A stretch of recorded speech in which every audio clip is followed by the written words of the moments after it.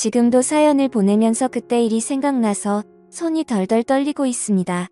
그리고 제가 전생에 무슨 죄를 지었나? 그래서 이렇게 마음의 벌을 받는 건가 고민하고 눈물을 흘리며 찢어질 것 같은 가슴을 부여잡으며 이 사연을 보냅니다.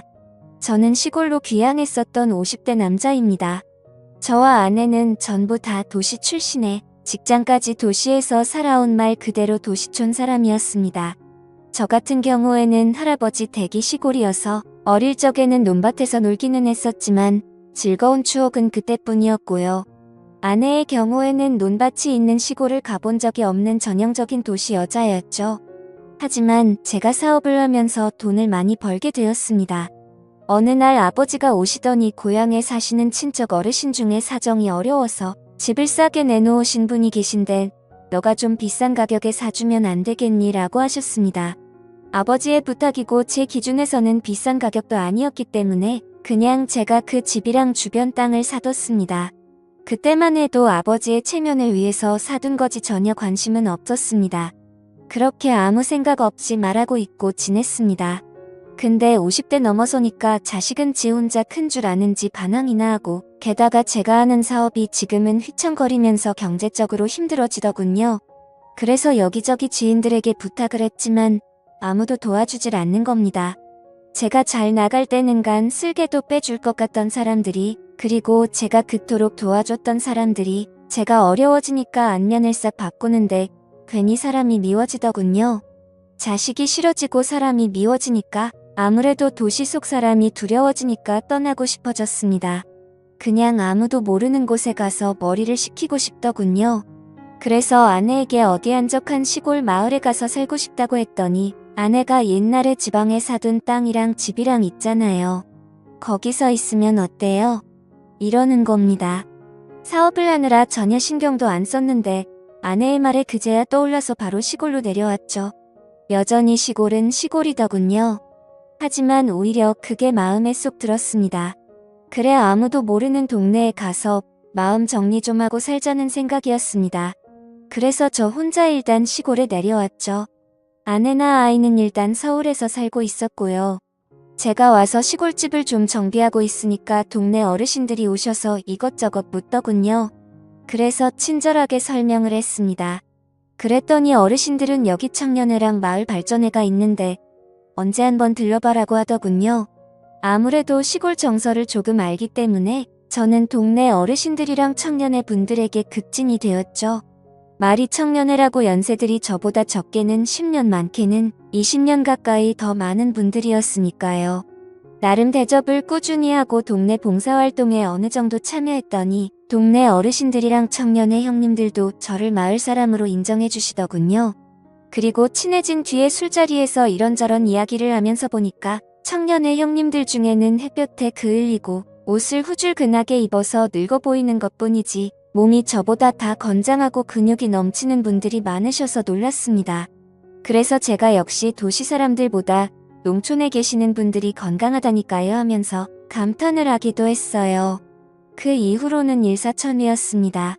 마을 사람으로 받아주니까 저를 도와서 마당을 꾸며주는 형님도 계셨고 전기부터 전화까지 아름답게 소개를 시켜주셔서 생활에 불편함 없이 해주는 형님도 계셨습니다. 아무래도 평생을 보고 지내온 분들끼리 살아온 촌이라서 그런지 외지인에 대한 거부감은 크지만 한번 자기 사람이라는 생각을 하시면 적극적으로 도와주시더라고요. 그렇게 어느 정도 마음을 터놓으니까 일자리도 알아봐 주셨습니다. 특히 제가 사업을 한창 할 때 그나마 시간 내서 즐겼던 일이 낚시였는데 주변의 낚시터에서 일하라고 자리까지 알아봐 주셨습니다. 솔직히 제가 일을 할 만큼 돈이 쪼들릴 정도는 아니었습니다. 모아둔 돈도 어느 정도 있었고 사람이 싫어서 내려온 거지 일을 하려고 귀농을 했던 건 아니었으니까요.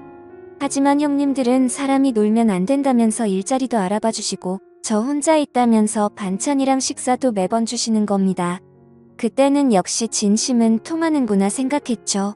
그 후에 아내랑 아들도 가끔 시골로 내려와서 시간을 보냈고 저는 있는 돈 없는 돈 끌어모아서 낚시터를 인수해버렸습니다.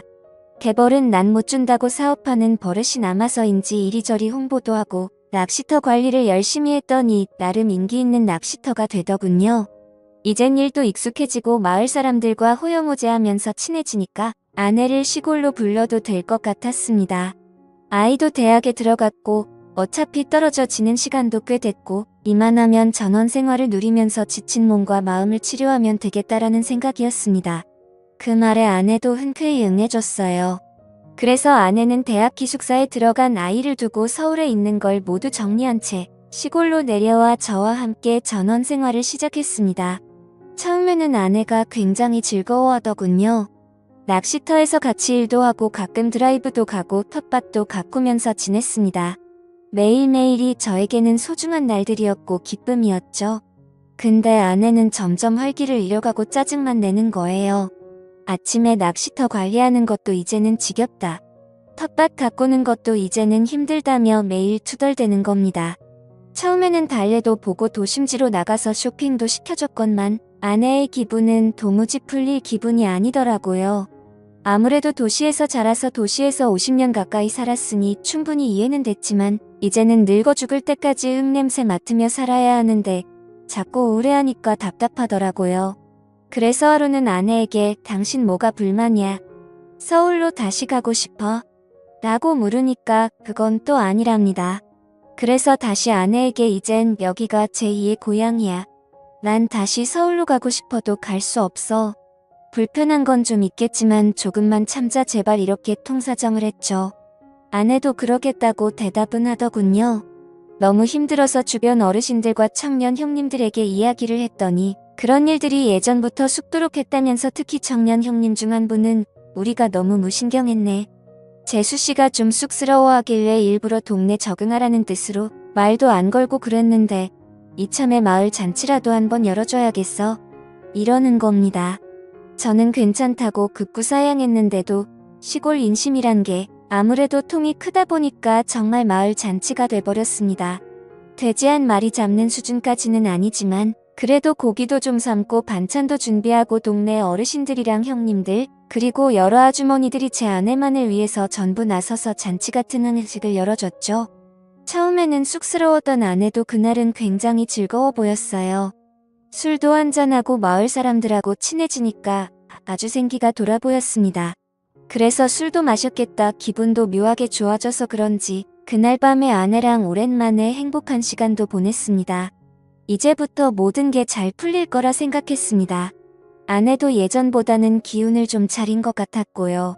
그래서 낚시도 일을 마치고 와보면 아내는 동네 청년 형님들과 마을 일을 돕고 있거나 아니면 집 앞 텃밭을 가꾸고 요즘은 인터넷으로 정원 가꾸기 이런 걸 보면서 공부도 하더라고요.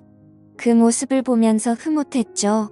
하지만 아내의 비밀을 알게 된 건 몇 달이 지나고 나서부터입니다. 아무래도 새벽에 나가는 일이 많다 보니까 저녁에 일찍 잠을 자는 편이었는데 그날따라 잠을 굉장히 일찍 깼어요. 대충 새벽 1시쯤 된 것 같더군요. 목이 말라서 물을 마시고 방으로 들어와 보니까 아내가 없는 겁니다. 가끔 제 코 고는 소리가 싫다면서 딴 방에 가서 혼자 자는 경우가 종종 있어서 별로 신경 안 쓰고 다시 잠을 자려고 했습니다. 근데 뭔가 거실 쪽에서 누가 왔다 갔다 하는 소리가 들리는 거예요. 살금살금 걸어가는데 옷감이 서로 삭삭 스치는 소리였습니다. 워낙 시골이라 조용하고 한번 신경 쓰이니까 그런 발소리에 옷감 스치는 소리까지 들리는 겁니다. 아내가 왜 저러나? 라는 생각에 잠 안 자고 살금살금 고양이 걸음을 왜 하는 거야? 하면서 나가봤더니 아내가 현관문 앞에 서 있는 겁니다. 깜짝 놀라서 거기서 뭐해? 그랬죠. 그랬더니 잠이 안 와서 잠깐 나갔다 왔다는 겁니다. 처음에는 그런가 보다 했죠. 근데 몸에 풀이 좀 묻어 있는 겁니다. 아니 어디까지 나갔다 왔길래 몸에 풀이 묻어 있어? 라고 하니까 아내는 깜짝 놀라면서 요 앞에 갔다 오는데 좀 묻었나 보네? 이러는 겁니다. 그래서 농담으로 모르는 사람이 보면 어디 눈밭에서 뒹군 사람으로 보여? 라고 했더니 아내는 눈에 쌍심지를 켜고 아니 무슨 말을 그렇게 해? 내가 새벽에 나가서 어떤 놈하고 뒹굴다가 왔다는 거야? 이러는 겁니다. 반응이 너무 거세서 좀 놀랐죠. 아니 농담으로 그런 거지 누가 진짜 그렇다고 믿겠어? 그 말에 아내는 상당히 기분이 나쁘다는 투로 당신 나한테 그런 말 하지 마. 엄청 기분 나빠 이러면서 다른 방으로 들어가서 잠을 자더군요. 그때만 해도 거참 별거 아닌 것 같고 엄청 화를 내네 라고 생각했습니다. 그 이후로 그 일은 잊고 지낼 정도로 바쁘게 살았습니다. 낚시터 관리하고 서울에서 지인들의 도움으로 다른 일도 벌이게 되니까 한 달에 며칠은 서울로 올라갔다 내려오기도 하고 귀농을 한 이후로 뭔가 일이 잘 풀려가더군요. 아무래도 몸도 마음도 안정이 돼서 그런가 보다라고 생각했습니다. 그날은 서울에서 회의가 늦게 끝나서 아침 일찍 내려갈까 하다가 그래도 잠은 집에서 자려고 새벽쯤에 시골집에 도착을 했죠. 문을 열고 들어가니까 아내는 자고 있더라고요. 근데 주방에 누군가랑 술을 마신 듯이 어지럽혀져 있고 힘새가 좀 이상한 겁니다. 도대체 누굴 데리고 와서 술 마신 거야?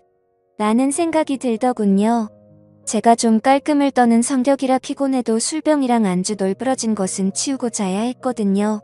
그래서 이것저것 치우는데 의자에 못 보던 열쇠 꾸러미가 있는 거예요. 보아하니까 바지 허리춤에 채우는 창고 열쇠 꾸러미였습니다. 이게 왜 여기 있지? 누구 거지? 궁금하더군요. 그래서 다음날 아침에 아내에게 열쇠 이야기를 꺼내니까 어제 청년의 형님이 오셔서 간단하게 맥주 한잔 했어. 그게 뭐 잘못됐어? 이러는 겁니다. 마을 사람이 우리 집에 올 수도 있고 맥주 한잔 나눌 수도 있겠지만 열쇠까지 떨어뜨리고 갈 정도로 정신이 없었다는 게 이상한 거죠. 농사일을 해보신 분들은 알지만 농사와 관련된 열쇠나 농기구들은 기가 막히게 챙기거든요. 그래서 열쇠 꾸러미를 들고 청년의 형님 집으로 가고 있는데 동네 할머니 한 분이 오시더니 요즘 한 사람 소문 안 좋아? 이러는 겁니다. 그래서 제가 무슨 말씀이시냐고 자꾸 여쭤보니까 동네 남자들하고 그렇고 그런 사이라는 소문이 있어. 마누라 간수 잘해. 라는 거예요. 이게 무슨 소리인가 싶더라고요. 동네 남자들이라니요. 그래서 계속 여쭤봐도 할머니는 본인도 그냥 노인회관에서 주워들었다는 겁니다. 남자들끼리 이번에 새로 귀농한 집 아줌마 밤에 몰래 가면 만날 수 있다는 이야기를 술자리 안주 삼아 했다는 거예요. 순간 눈이 뒤집히더군요. 어떤 정신 나간 놈이 이런 헛소문을 퍼뜨리나 하여 청년의 마을 남정네들을 다 잡아다가 취조를 하고 싶었는데 열쇠 꾸러미가 자꾸 마음에 걸리더군요. 그래서 청년의 형님을 찾아가서 슬쩍 떠볼 겸 이야기를 흘렸죠. 형님 아내가 열쇠 주라고 하던데요. 그 형님도 아무렇지 않은 듯이 웃으면서 열쇠를 받길래 제가 한마디 쓱 했습니다. 어제 우리 집에서 술 한잔 하셨다면서요. 술만 드신 거예요? 그랬더니 청년의 형님은 인상을 확 쓰면서 도대체 뭔 대답이 듣고 싶어서 이러냐며 집으로 돌아가는 겁니다. 뭔가 좀 캔끼더군요. 평상시 같으면 이런 말에 미주알 고주알 끼어들고 설명하기 좋아하는 양반인데 정색을 하며 들어가는 폼이 아무래도 수상했습니다. 그래서 일부러 모르는 척 며칠을 보냈죠. 그 하루하루가 정말 고통스럽더라고요. 너무나도 궁금했고요. 그래도 꾹 참았습니다. 제 눈으로 증거를 찾고 싶었으니까요. 그런데 드디어 그날이 왔습니다. 그날도 새벽쯤에 자는 척 하던데 아내가 어디론가 나가더군요. 자는 척 하다가 몰래 쫓아 나가봤습니다. 청년의 형님이기만 해봐. 둘 다 아작을 내버릴 거니까 라는 생각에 뒤를 쫓아갔죠. 그런데 새벽 이슬 맞고 아내가 찾아간 곳은 논밭 근처에 있는 허름한 비닐하우스였습니다. 농사를 짓는 곳은 아니고 마을 공용 창고같이 농기구를 저장해놓고 쉬는 공간으로 활용을 하는 곳이었거든요. 순간 망치로 머리를 맞은 기분이더라고요. 그래서 몰래 안을 들어가서 안쪽을 봤습니다. 누굴까? 어떤 놈일까? 궁금하기도 하고 막상 보면 열받을 것 같아서 두렵기도 하고 손이 부르르 떨렸지만 안을 들여다봤죠. 그런데 세상에나 청년의 형님이 아닌 다른 형님인 겁니다. 이건 또 뭔가 싶더라고요. 둘은 이미 더러운 짓을 벌이기 시작했더군요. 차마 그 소리를 듣고 싶지도 않고 이제는 끝내려는 마음에 확 덮쳐버렸습니다. 깜짝 놀란 아내와 그 형님은 손발이 되게 빠르더군요. 언제부터 이랬냐며 제가 화를 막 내니까 갑자기 그 형님 입에서 더 충격적인 말이 튀어나왔습니다. 난 오늘이 처음이고 다른 사람들을 몇 번 만났어. 이건 또 무슨 소리인가? 머리가 띵하더군요. 아내는 여보 지금 이 사람이 정신 나가서 헛소리하는 거야. 믿지 마. 라고 하더니 나중에는 살려달라고 빌고 나중에는 악에 받쳐서 맘대로 해. 하면서 들어 눕더군요. 하지만 계속 소리를 지르고 난리를 쳤더니 끝내 몇 군데 집을 가리키는 겁니다. 그 새벽에 그 집 문을 발로 차고 들어가서 나와 우리 마누라 건든 놈들 나오라고 큰 소리를 쳤습니다. 동네가 난리가 났죠.